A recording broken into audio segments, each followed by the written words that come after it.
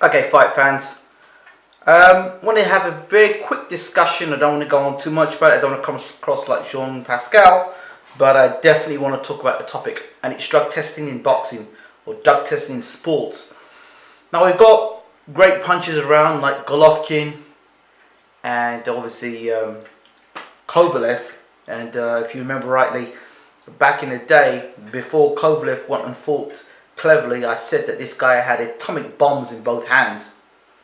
I've spoken to James Ali Bashir, and he believes the Eastern Bloc is rising very fast in boxing because they work so hard and they are so dedicated to the sport, far more dedicated than the British and the American or Western world. That was James Ali Bashir's take on things, and obviously now he's in the Ukraine with Usyk, the cruiserweight that was very successful as an Olympic champion, I believe, and he's doing some big things at the moment.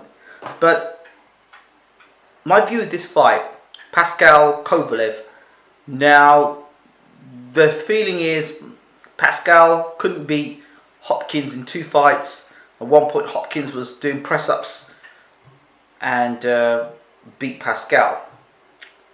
Pascal had that great fight with Froch, and now he's fighting Kovalev. Kovalev destroyed Hopkins. Yes, I understand. Now, I was one of the first people that when Hopkins got beat by Kovalev, I said, you know what? Pascal and Kovalev should fight. Pascal's a bull. He's going to come forward throwing punches all night long.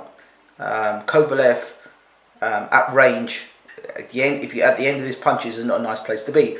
It's not the fight I want to talk about as such.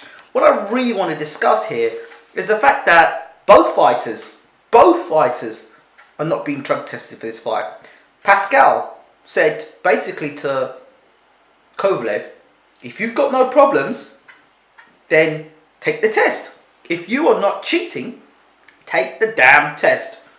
And for that, Kathy Duva reportedly said to Pascal, if you want Kovalev to do the test, then you pay for the test.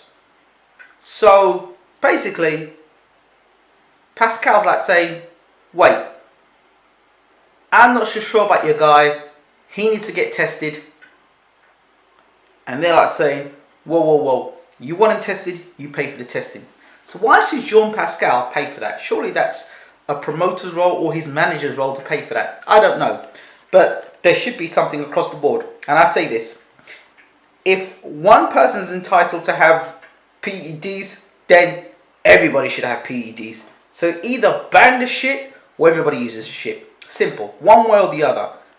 That's a fair world. Because if one person's using it and the other people are not, then hey, look, there have been instances and guys who have fought, and even if they've had performance enhancing drugs, they've still got knocked out. So that doesn't mean anything. But at least let it be a fair playing field.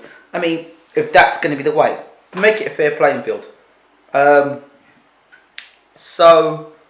But when does money become more important than the lives of the fighters? You know, when does money make a fighter not have the right? And what defends a fighter in a situation like this? Who is a boxer talk to in a scenario like this? Considering that all these managers and promoters are looking to make as much money as they can out of their fighter. If Jean Pascal, if Kovalev now is their cash cow, which he obviously seems that he is, if Kovalev is the guy that's going to be bringing the money in, and Pascal saying, hey, this guy is you know, could be a bit dodgy, I'm just want him checked out, and you're covering his back, clearly, you know, and you don't want to do the test, clearly there is room for people to be suspicious about your behaviour or about your fighter's behaviour. 1 and 2, what was my second point? I forgot what my second point was now. But yeah, that's my general point. Well, maybe I'll come back to it. But yeah, I just think that there's got to be a place. And what governing body really is going to do anything about it? You know, when a fighter is a cash cow and the governing bodies are making some money in the backhand from it, why are they going to squeal at the... I'll tell you what could happen in this scenario in this fight. Imagine if both guys went and got PED'd, yeah? Watch this. Both guys get PED'd. Pascal opened his mouth, yeah? So he's a whistleblower. You know, he's the one you can't control. So what happens is Pascal and Kovalev win. If Kovalev knocks Pascal out, nobody wants to hear from him. Now, if Pascal were to cause the upset now, imagine this. Pascal calls the upset using performance enhancing drugs because he's thinking, well, you know what? If you guys won't listen, then shit, I can do it as well. You're not going to test him, so you're not going to test me. And guess what? What happens at the end of the fight if Pascal then gets tested and is found with PEDs in his system? Then his whole career ends up being, his whole legacy is based on the fact of you're a cheat. So at what point and who does a boxer turn to, and who can a boxer trust in a scenario where money is being made and money changing hands? So another thing is boxing journalists, and you know, who's supposedly journalists, why don't you report on things like this? Why don't you cover things like this more instead of talking about the fights and making predictions? Why don't you talk about this and find out why these things happen? Why haven't I done something about it? Damn, I'm always doing something about it. But I would definitely like to get to the bottom of this somehow or the other. I'm sure it'll come out. I just got onto this story fairly late. I did hear about it, but here you go. But there's another story I'm trying to chase down at the moment. So when I can, I'll let you guys know. Once again, thank you for your support. 1 million lifetime views on YouTube. But that's not enough for somebody like me and Bayloric. We want more than that. We need to get 1 million views on a video. I'm working on something that might be of good viewing capacity. Let's put it this way. Got a little surprise for you guys. Alright, thanks for watching.